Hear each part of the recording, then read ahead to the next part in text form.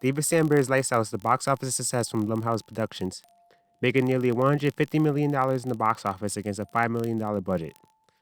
The film is about a parasitic ghost that lashes onto our protagonist's mother, played by Maria Bello. Our protagonist is Rebecca, played by Teresa Palmer, and her little brother Martin, played by Gabriel Batman, try to find a way to stop the ghost who has been haunting this family's life. While the movie is rather meh, this isn't any run-of-the-mill malicious spirit as well. You see, the ghost can only attack you when the lights are off and seems to vanish in most sources of light, or at least when the plot demands otherwise, thus making this an extremely fucked up version of red light, green light. The film ends with the mother deciding to commit suicide, understanding the connection between the ghost linked to the mortal world. I decided to look for more effective ways to survive Diana from Lights Out. Let's start out with the rules of Diana in the film and how we can plan around them. Diana can only appear in the absence of light. In the darkness, she seems to be able to walk, run, and jump and touch the physical world. This allows the physically open doors to get into rooms. However, due to the fact she bluntly breaks her own rules in the movie, one can theorize she can move in the light but can't physically touch anything in the world, acting as a traditional ghost, displaying her ability to teleport to one place to another. Still, we don't know that for sure. Second, Diana is extremely manipulative, effortlessly smooth talking the mother into thinking they're friends and having the mother, Sophia, thinking Rebecca's dad has left instead of the much more apparent conclusion. Diana's goal is to keep Sophia to herself and be her friend forever. However, Diana does not seem to be just killing anyone for just keeping her to herself. Otherwise, Diana would have killed the children, Rebecca and Martin, instead of just tormenting them to show her advantage.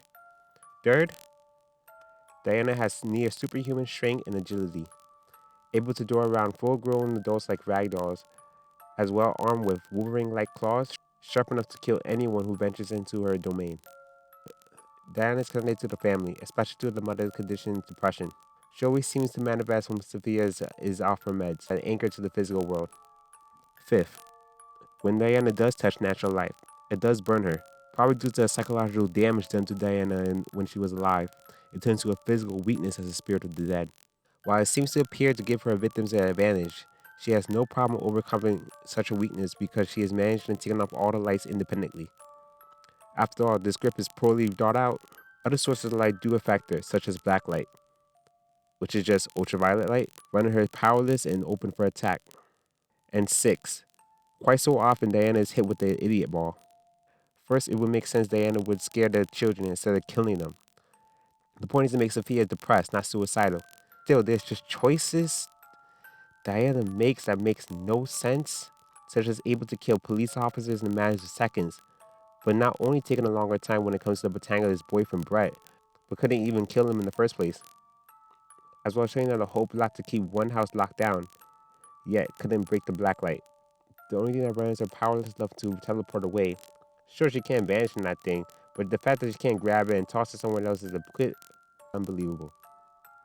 With all this in place, let's figure out ways to survive Diana and Lights Out and figure out why other ways shown in the movie or theorized alternatives might also not work. I made a list of temporary solutions and permanent solutions which can help the characters in the film. Let's start with the temporary solutions. The first solution, the one the movie presented, is suicide.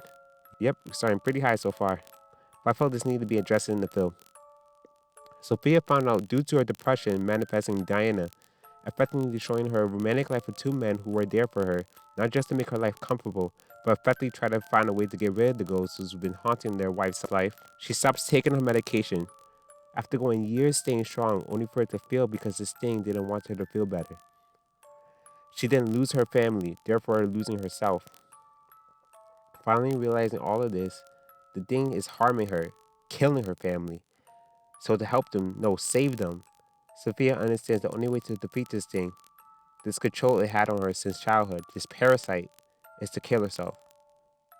Now let me explain why this does not work. You see, depression is the condition that the mother is facing, not the monster Diana. Diana is dealing with other shit. When she does come back, she will fight to maintain her status in the film, world, and stay with Sophia. The second option is antidepressants and other forms that help pressing Diana for some time. But Diana does come back. These kind of medications are non-addictive, but the effects would probably show up weeks, giving Diana more than enough time to attack and stick around. If you decide to take other forms of treatment, living a life of addiction and fear is probably something you didn't quite plan out for yourself. The third option is a ventilator. It's used to assist the function of the lungs. The ventilator blows air into the lungs, helping to maintain. You know what? Whatever. Why we need to know this? is so we can perform a clinical death. This is most likely the most risk in all solutions and probably the one less likely to work.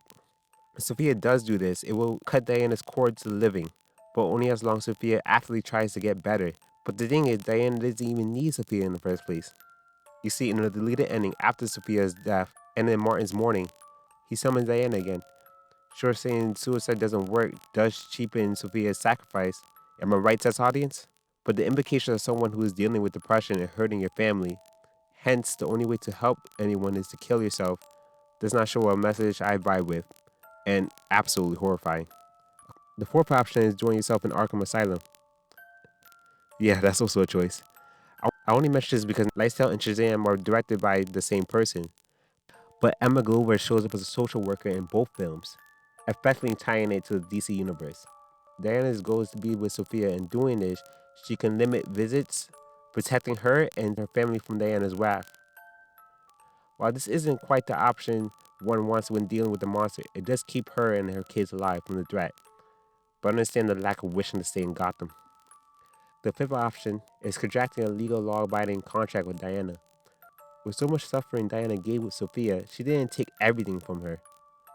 Even Diana understands the relationship with Sophia and her kids. So contracting a deal with Diana and perhaps talking to Diana is another way of dealing with the spirit. An option which was provided in the film, even though Martin didn't find it so agreeable. It was probably because of the fact that Diana is a control freak who killed fully grown police officers would make this deal quite favorable in Diana's court. So instead, why don't we play her games? Let's latch on to her weaknesses and use it as our strengths. Let's go to Amazon. Like, ultraviolet light is the only way to render her completely powerless. So my sixth and most effective option in dealing with Diana Walter is during a surprise club party. Since she manifests as Sophia's deepest fears and depressions, during a party full of fun and distractions can provide enough funnel into the fire for Diana to show up. And to make great use of the device we found on Amazon, let me introduce a UV LED blacklight, high power dirty water. Ooh, free shipping! Anyway, doing enough of these bad boys in the club will effectively render the bug ghost powerless to do anything and allow you to use the other device we found on Amazon. The 150 watts LED flood light outdoor, super bright. Okay, whatever. You get my point. Switching this on with the black light will destroy Diana and effectively kill her for good. This is Diana's condition in the living. It's how she died. It affects her so much in life, it was made into a physical weakness when she was dead. I also know this will kill her because in the deleted and much better ending, this is how she died. Due to Rebecca's quick thinking and pre-planned the chance that Diana was still alive, this light combo killed her for good. Life is for the living. We all have to do our best to live it, whatever condition you are in. If you have a much better solution than the ones I provided, please leave it down below and I'll be more than happy to answer you. It's been Guy Smiley.